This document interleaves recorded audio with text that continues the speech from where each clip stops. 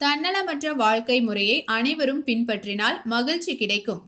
கோவை திருமண்டல பேராயர் வழங்கிய கிறிஸ்துமஸ் வாழ்த்து செய்தி.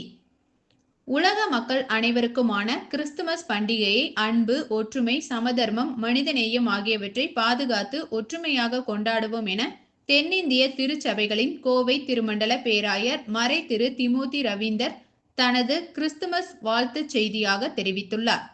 இயேசு கிறிஸ்து பிறந்த தினமான டிசம்பர் 25ஆம் தேதி உலகம் முழுவதும் கிறிஸ்துமஸ் பண்டிகையாக கொண்டாடப்படுகிறது. இயேசுவின் பிறப்பை கொண்டாடும் மக்கள் அவர் நமக்கு விட்டு சென்ற அன்பையும் சமாதானத்தையும் ஒற்றுமையையும் பின்பற்ற வேண்டும் என்பதை வலியுறுத்தி கிறிஸ்துமஸ் பண்டிகையை கொண்டாடுகின்றனர். அனைவருக்கும் கிறிஸ்துமஸ் நல்வாழ்த்துக்கள்.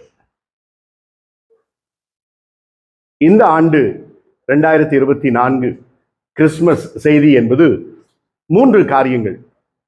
முதலாவது, கிறிஸ்து பிறந்திருக்கிற அந்த முதல் அனுபவம் என்பது நாம் யாவரும் தாழ்மையாக இருக்க வேண்டும் என்பது.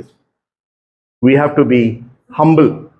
நம்மை வெறுமையாக்கி கடவுளுக்கென்று நம்மை ஒப்படைக்கும் பொழுது பெரிய சந்தோஷம் நம்மிலே ஏற்படுகிறது. அதை வலியுறுத்ததான் மாட்டுத் தொழுவத்திலே இயேசு பிறந்தார். இரண்டாவது, நாம் பெற்றிருக்கிற அந்த